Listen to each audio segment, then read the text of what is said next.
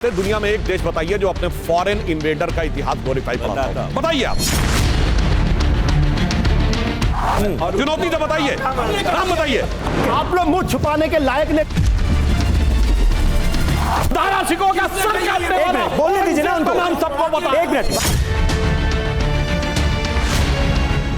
ये मुझे लगता है सर जाकिर नायक, बाबर, तुगलक, औरंगजेब, उन्होंने देश को मुसलमानों का भी नुकसान किया, देश का भी नुकसान किया। है हिम्मत तो आप मुगलों के इतिहास को भारत के इतिहास से हटा के दिखाइए। एक दिन के अंदर करिएगा। बाबर का नाम हर हिंदुस्तानी जानता है, जो 1527 में आया, 30 में मर गया, 2.5 साल में। उससे ज्यादा जनता दल ने शासन किया इस देश पे, जिनके लोगों के नाम नहीं जानते लोग। जो लोग इतिहास लिखते हैं वो आके स्टूडियो में बोलते नहीं। मैं कहना चाहता हूं, डॉक्टर कलाम का नाम रखा गया, छाती पीटे कि कलाम साहब का नाम नहीं होना चाहिए। पूरी बात सुनिए, कोर्ट की प्रोसीडिंग है, आगे नहीं।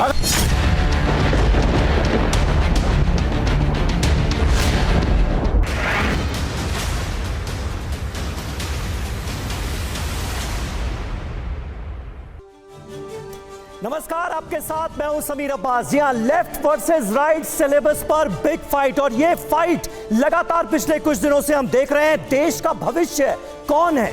जाहिर है हमारे युवा, जो आज देश के कोने कोने में पढ़ रहे हैं, किताबों के बीच सिर खपा रहे हैं। उनके हाथ में भारत की तकदीर होगी आने वाले वक्त में। इसलिए यह जरूरी है कि बच्चे किस राह पर जा रहे हैं, क्या पढ़ रहे हैं, कोर्स में क्या जरूरी है और क्या गैर जरूरी है, ये बड़ी बहस का मुद्दा बने।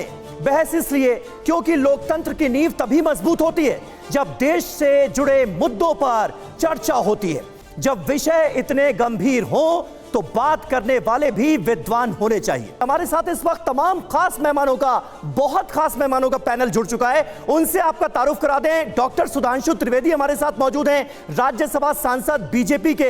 इसके अलावा इतिहासकार दिनेश कपूर साहब हमारे साथ मौजूद हैं। प्रोफेसर वेदव्रत तिवारी हमारे साथ जुड़ रहे हैं, दिल्ली विश्वविद्यालय में इतिहास विभाग में प्रोफेसर हैं, वो हमारे साथ मौजूद हैं और ये बदलाव के पक्ष में है। इसके अलावा वरिष्ठ पत्रकार आशुतोष हमारे साथ मौजूद हैं। प्रोफेसर दिनेश वार्ष्णेय साहब हमारे साथ मौजूद हैं, जो कि दिल्ली यूनिवर्सिटी में हिस्ट्री के ही प्रोफेसर हैं। प्रोफेसर गंगा साहेब मीणा साहब, भारतीय भाषा, school of language, literature and culture studies से इनका ताल्लुक है, ये भी हमारे साथ मौजूद हैं। लेकिन चर्चा की शुरुआत करें उससे पहले जिक्र उन चैप्टर्स का जिन्हें हटा दिया गया है। अकबरनामा का जिक्र बार बार हो रहा है इस मामले में। जब भी चर्चा हो रही है, अकबरनामा में क्या था ये जरा हम आपको बताते हैं। हिस्ट्री ऑफ मैनकाइंड शासन के पहले 30 साल, मुगल शासक अकबर की यह जीवन गाथा थी। अकबर का शासन के 46 साल।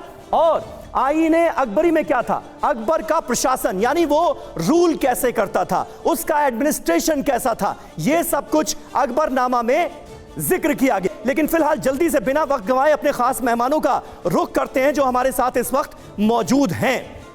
सबसे पहले सुधांशु त्रिवेदी जी, मैं आपसे जानना चाहूंगा, चैप्टर्स तो बदले जा रहे हैं, बहुत कुछ है जो बदला जा रहा है, लेकिन इतिहास को कैसे बदला जाएगा?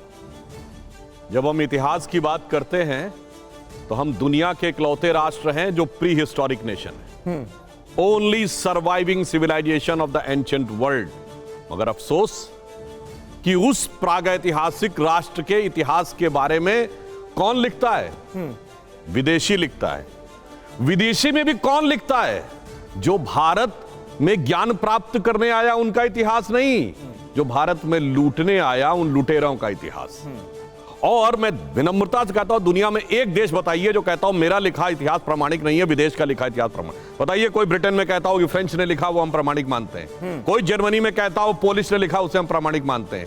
सिर्फ हिंदुस्तान में कहते हैं। और मैंने कहा ना, जिन्होंने भारत के बारे में पॉजिटिव लिख दिया, मार्को पोलो तो आए नहीं था, ऐसे ही कह दिया होगा।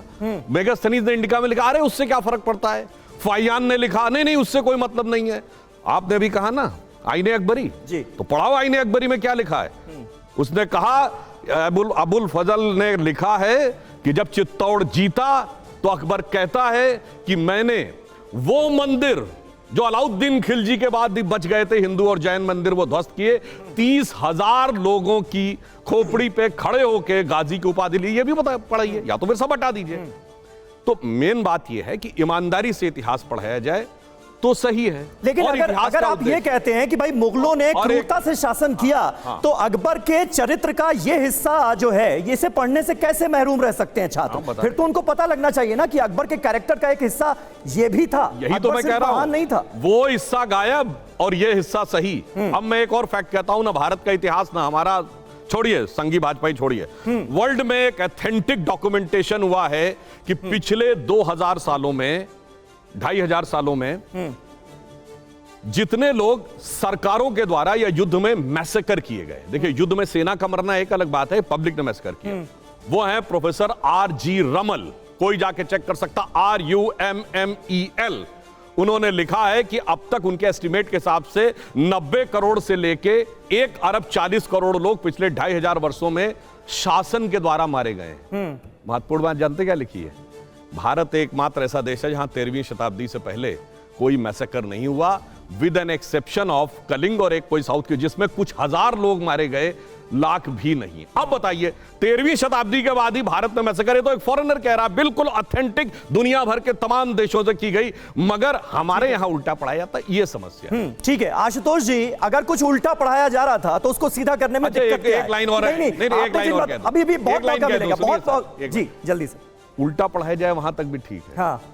झूठा पढ़ाया जाए, कपोल कल्पित पढ़ाया जाए, और जो तंत्र मंत्र जादू टोना जिन किताबों में लिखा है, उस तंत्र मंत्र में से एक सेंटेंस निकाल के उसको सच स्थापित करके पढ़ाया जाए, वो कहां है वो मैं आगे ये तो बहुत बड़ी बात कह रहे हैं सुधांशु त्रिवेदी जी। कपोल कल्पित इतिहास पढ़ाया जा रहा था अब तक, जिसमें बदलाव की जा रही है कोशिश, और अगर वाकई ऐसा था तो बदलाव क्यों ना किया जाए? आशुतोष जी देखिए, कपोल कल्पित तो ये है कि नाली के पानी से आप गैस निकाल के चाय बना दीजिए।